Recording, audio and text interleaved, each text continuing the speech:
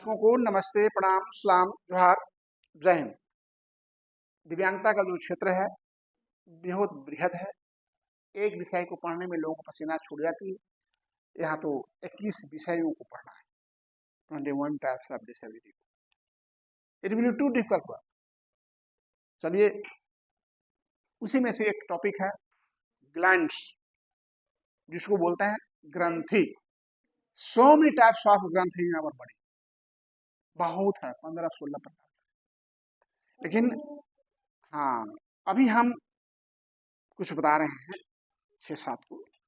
फिर next topic में भी हम बनाएंगे कुछ और, लेकिन टोटल 15-16 के बारे में हम बताएंगे।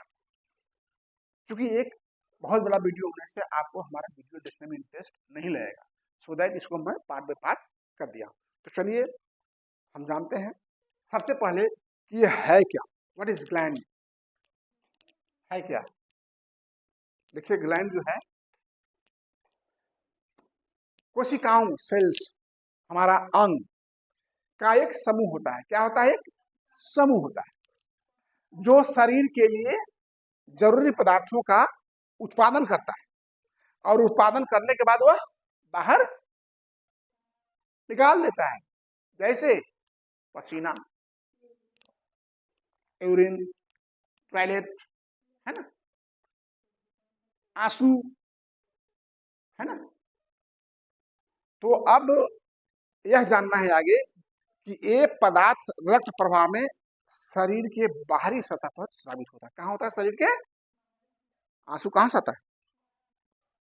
पसीना कहाँ से आता है? हमारे रूम से आता है। हम लोग यूरिन टॉयलेट कहाँ से करते हैं? शरीर के बाहरी अंग से करते हैं। तो हमारा ये जो स्रवा होता है वो हमारा बाहरी अंग से होता है। इसके बाद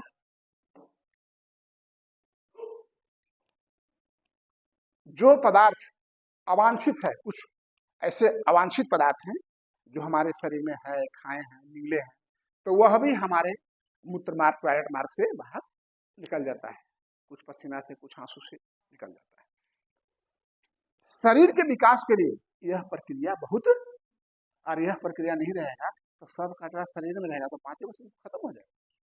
नहीं, इसलिए आवासन और निष्कासन होना जरूरी है।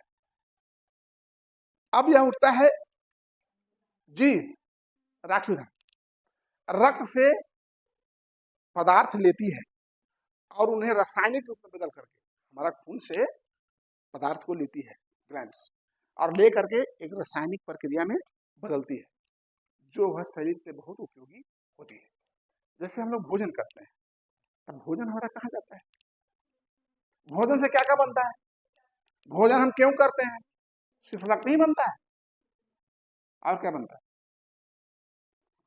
तुम लोगों को शरीर कभी कटा है, खून बहा तो जानते हो, खाते हैं इसी का खून बहता है। लेकिन सिर्फ सिर्फ खून ही नहीं बनता, और क्या क्या बनता है? रक्त, पित्त, और रक्त, पित्त, वीर्य, और क्या बनता है?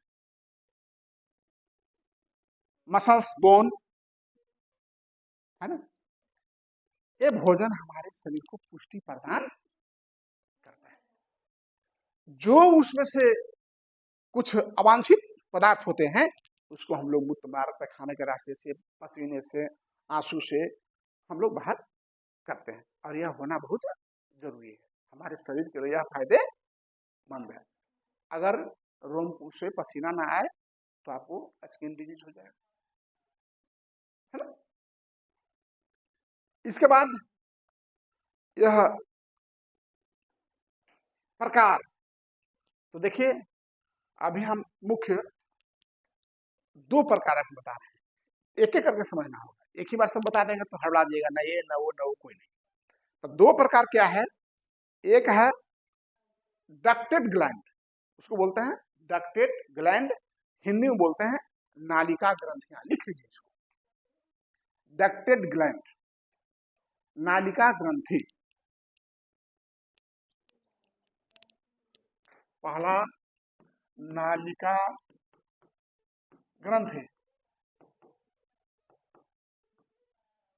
और दूसरा डकलेस, डकलेस, हाँ डकलेस ग्लैंड। डकलेस ग्लैंड मतलब होता है नालिका विहीन ग्रंथि। हाँ, नालिका विहीन।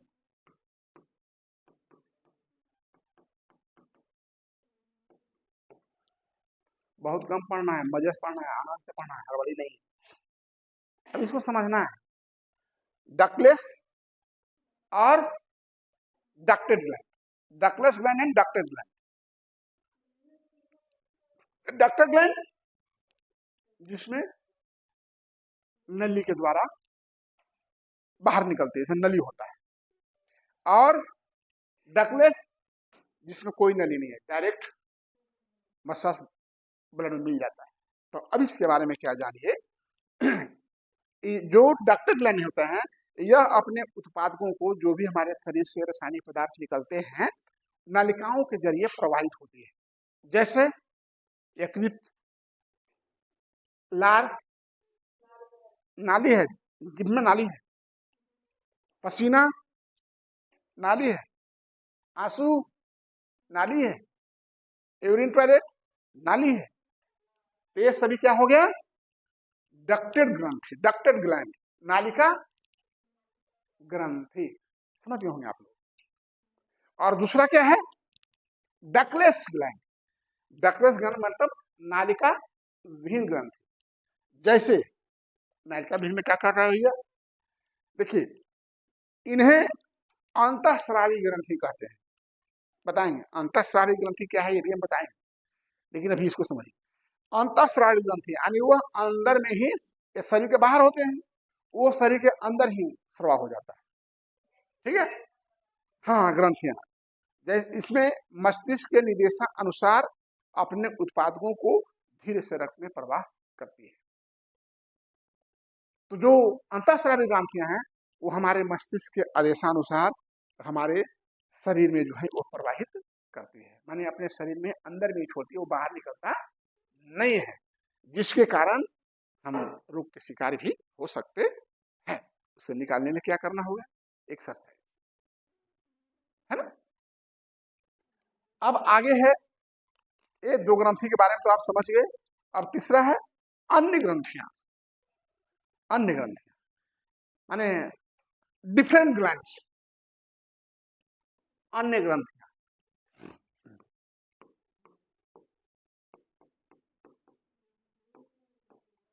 अन्य ग्रंथियां,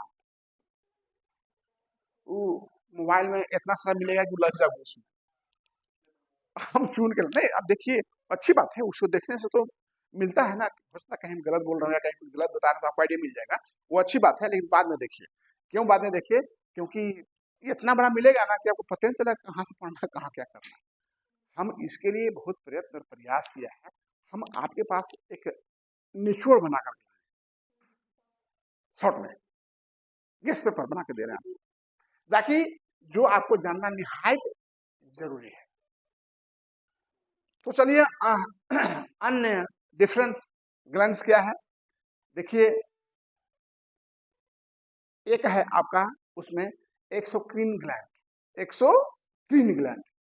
हिंदी में बताएंगे इंग्लिश में बताएं। देखिए हमारे साथ समस्या क्या है, हमारे साथ समस्या क्या है कि मैं पढ़ा इंग्लिश मीडियम में, बचपना से तो यस। अभी हम बता रहे थे आपको कि अन्य ग्लैंड्स, अदर्स ग्लैंड्स, तो उसमें अब हम हिंदी बताएंगे इंग्लिश में। देखिए हम तो बेसिकली पढ़े हैं आपको हम हिंदी मीडियम में, लेकिन 2-3 साल हमको इंग्लिश मीडियम पढ़ने का मौका मिल गया, जहाँ हम पढ़ते थे वहाँ कोई हिंदी बोलने वाला था नहीं, तो सब इंग्लिश में, इसलिए मुझे इंग्लिश पढ़ाने में आसान होता है। लेकिन आप लोग पढ़ाने के चलते मैं पहले प्रिपेयर होता हूँ हिंदी में पढ़ाने के लिए, और तब बिना प्रिपेयर के हम क्लास में आ नहीं सकते। तो हम हिंदी में भी प्रिपेयर हैं, इंग्लिश में हम प्रयास करते हैं, कुछ इंग्लिश कुछ हिंदी लेकर के चले। तो चलिए अन्य ग्रंथियों में पहला ग्रंथि का नाम लिखिए आप, बाह्यस्रावी ग्रंथि। बाह्यस्रावी ग्रंथि,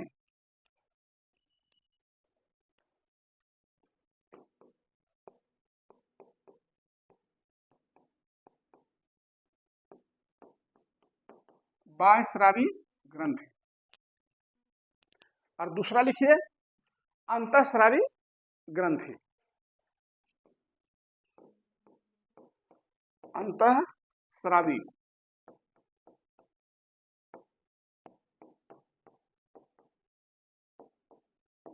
अंतःस्रावी ग्रंथि, इसलिए कहते हैं वीडियो को आप लोग एक बार, दो बार, तीन बार देखिए तब समझ में आएगा। अब इसको अंग्रेजी में कहते हैं, जो बाह्यस्रावी ग्रंथि है उसको बोलते हैं इकोसिन ग्लैंड, उसको बोलते हैं एक्सोक्रिन ग्लैंड। लिखना है तो लिख लो, एक्सोक्रिन ग्लैंड, एक्सोक्रिन ग्लैंड, एक्सोक्रिन ग्लैंड। और दूसरा जो है उसको कहते हैं इंडोक्रिन ग्लैंड, इंडोक्रिन ग्लैंड। ठीक है, आप देख लीजिएगा वीडियो में, क्लियर नहीं है, क्योंकि अगर हम बताए लेंगे तो बहुत लंबा समय लगेगा, इसलिए थोड़ा हम परिश्रम कर रहे हैं, थोड़ा आप ही परिश्रम कर लीजिए, तो हम समझते हैं कि आप एकदम मस्त जानकारी हो जाएगी और आप कल कहीं पढ़ा सकते हैं, लगेगा कि हाँ पढ़ाने की एबिलिटी हम में है, अदरवाइज डिसेबिलिटी हो जाएगी। तो चलिए, मैंने क्या बताया, एक्सोक्रिन ग्लैंड और इंडोक्रिन ग्लैंड, बहिस्रावी ग्रंथियां और अंतःस्रावी ग्रंथियां। तो बहिस्रावी ग्रंथियां आप जानते हो कि हाँ, नाली हो गया जिसमें नली है, पेशाब, पखाना, आंसू, पसीना, है ना, समझ गए आप लोग। हमको बड़ा खुशी होती है कि हम पढ़ाते हैं आप लोग समझते हैं, नारायण प्रभु हम भी धन्य हैं। चलो, तब हम धन्य हैं कि हम पढ़ाते हैं आप समझते हैं, हम पढ़ाए आप समझे नहीं है तो रियली हम बेवकूफ हैं, थे अब बेवकूफ रह जाएंगे, आज सही बेवकूफ में मर जाएंगे, लेकिन अगर तुम लोग समझती हो तो हम विद्वान बन के मरेंगे, पक्की बात। इसमें हमको बताने की जरूरत नहीं है, आप लोग समझ गए। इसीलिए पढ़ाई नीचे से शुरू करो, ऊपर से पढ़ाई शुरू करोगे तो धड़ाक से नीचे गिर जाओगे। आज तरी हम तो जानवे नहीं करते हैं, समझ में नहीं आएगा, तो इसीलिए पहले नीचे बता दिया हम, ताकि आगे आपको समझ में आसानी से आ जाए। और इंडोस्रावी ग्रंथियां जो अंदर स्रावा होता है, इसको आप डकलेस ग्लैंड भी कह सकते हैं, डकलेस ग्लैंड, हाँ, डकलेस ग्लैंड, है ना। ये डक्टेड ग्लैंड, डक्टेड ग्लैंड, है ना बेटी, समझ रही हो ना, नहीं दिक्कत होगा फिर हम 4 बार पढ़ाएंगे, पढ़ाने में तब मजा आता है जब विद्यार्थी पढ़ने वाला, है ना। इसका सबसे बड़ा उदाहरण है पीयूष ग्रंथि, पीयूष ग्रंथि बताएंगे, पीयूष ग्रंथि बताएंगे हम, पीयूष, पी होगा हम, पीयूष, पीयूष ग्रंथि, पीयूष ग्रंथि सबसे बड़ा उदाहरण। इनके स्रावा को हार्मोन या एंजाइम के नाम से जाना जाता है। क्या जाना जाता है? एंजाइम। हाँ, अरे वाह वाह बेटी, पढ़ने पढ़ो तो क्या आनंद आएगा।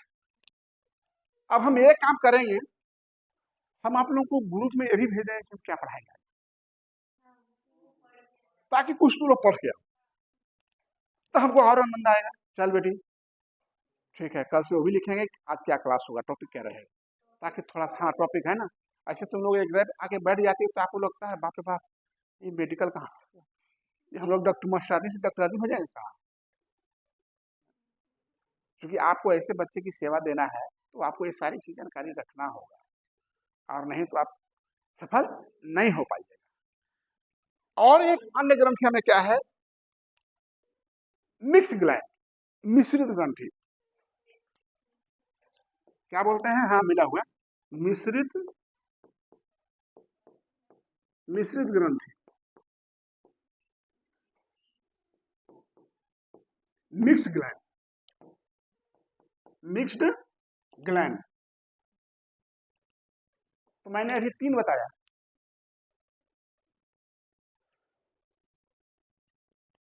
एक्सोक्रिन ग्लैंड, एंडोक्रिन ग्लैंड और मिक्स ग्लैंड, 3 ग्लैंड बता दिया। और 2 ग्लैंड पहले बताया था, डक्टेड ग्लैंड वाह वाह वाह, डकलेस ग्लैंड, वाह क्या बात है बेटी, ऐसे पढ़ोगी ना हमारा नाम कहाँ होगा पता है, सबसे ऊपर रहेगा देश में। हम तो विद्यार्थी पढ़ने वाला खोजते हैं, लेकिन विद्यार्थी भकलोल है तो क्या करें, हैं? बहुत अच्छा समझ लो। अब मिश्रण क्या है, देखिए यह वह सर्वाव, वाय सर्वाव और अंतः सर्वाव, डक्टेड ग्लैंड, अनडक्टेड ग्लैंड, डक्टलेस और डक्टेड ग्लैंड, है ना, यानी नालिका ग्रंथि और नालिका विहीन ग्रंथि, ये दोनों तरह का सर्वाव हो सकता है, बाहर से नली से भी निकल सकता है और अंतः सर्वाव भी हो सकता है, इसको मिक्स ग्लैंड कहते हैं। इन्हें आपको हक्टोक्राइन भी कहते हैं। क्या कहते हैं? हक्टोक्राइन ग्रंथि, सब बताएंगे। हक्टोक्राइन हिंदी में लिखते हैं हक्टोक्राइन,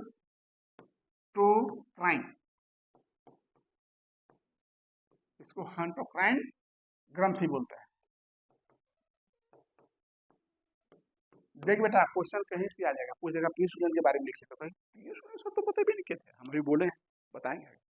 अब लिख देगा ये हक्टोक्राइन ग्रंथि, ये सब कहाँ कहाँ से सर तो पढ़े भी नहीं किए, तो इस सब चीज को इसको अंडरलाइन करना होगा आपको।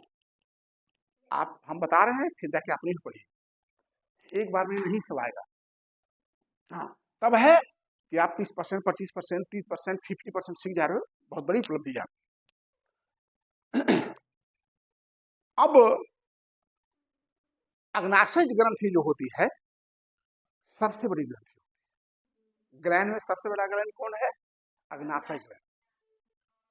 हाँ हाँ अरे भैया, तब तो लगता है मैट्रिक बायोलॉजी पढ़ी है। अग्नाशय, अग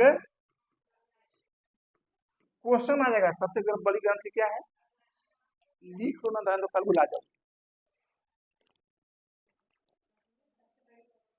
हाँ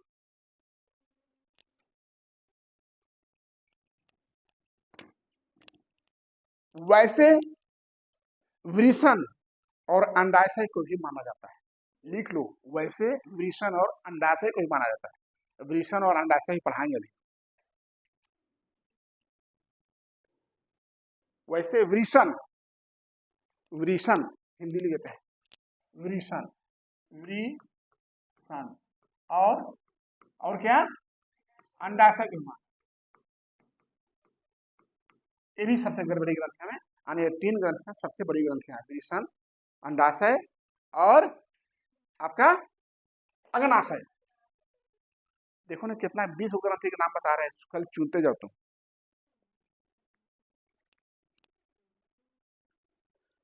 हम आपको डायरेक्शन दे रहे हैं, हम आपको दिशा दे रहे हैं, पढ़ना तो आपका काम है, मेरे काम थोड़े है।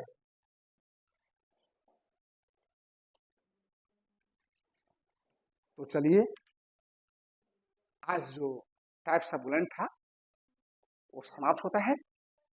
अब इसी के साथ जय हिंद।